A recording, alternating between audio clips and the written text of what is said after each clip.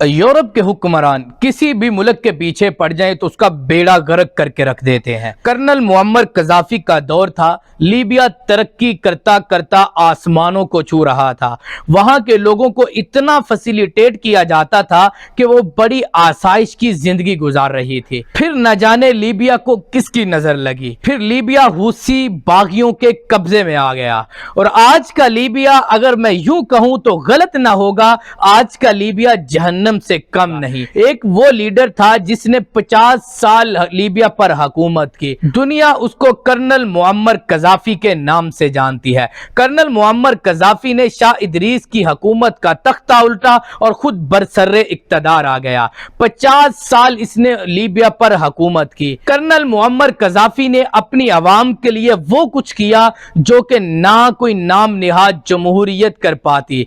Colonel Muammar Gaddafi ने वहां के बसने वाले लोगों के लिए सेहत और पढ़ने वाले तालिब इल्मों के लिए यूनिवर्सिटी तक तालीम को बिल्कुल फ्री करार दिया था। यह कर्नल मुअम्मर कज़ाफी का ही दौर था जिसमें मुल्क का जीपीडी किसी यूरोपीय मुमालिक के बिल्कुल बराबर था। लीबिया की आबादी तो बहुत कम थी, लेकिन तेल की दौलत से यह माला माल था। कर्नल मुअम्मर कज़ाफी ने इंपीरियलिज्म और कैपिटलिज्म के खिलाफ हमेशा आवाज उठाई। कर्नल मुअम्मर कज़ाफी वो था जिसने इसराइल के खिलाफ इत्तेहादियों में हमेशा सुर्खेल का किरदार अदा किया। पाकिस्तान में जब जुल्फ़िकार अली भुट्टो की हुकूमत आई तो जुल्फ़िकार अली भुट्टो ने मगरबी ताकतों के मुकाबले में तीसरी दुनिया का ऐलान किया, तो मुअम्मर कज़ाफी यहां भी हमें पहली सफ़ों में खड़ा होता हुआ नजर आया।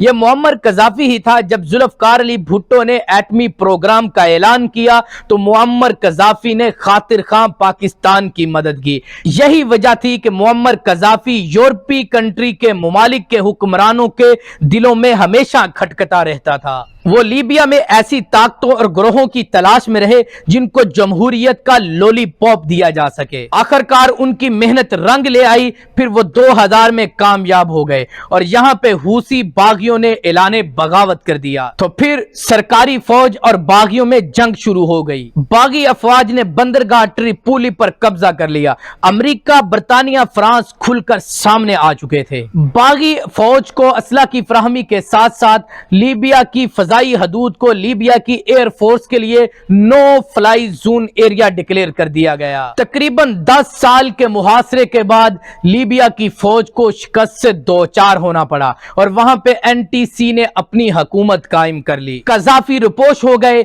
जिसके बाद उनको अपने आबाई इलाके सर्टी में बेदर्दी से कत्ल कर दिया गया। यहां पे काबिल जिक्र और दिलों को झंझोड़ देने वाली बात यह है, किसी अरब मुल्क ने ना तो लीबिया की मदद की और ना ही मुदाखलत की। लीबिया को तबाह करके जब मगरबी ताकतों के मकासद पूरे हो गए तो वो चुपके से एक साइड पे हो गए। तो लीबिया की आवाम और लीबिया को बागियों के रहमो करम पर छोड़ दिया गया।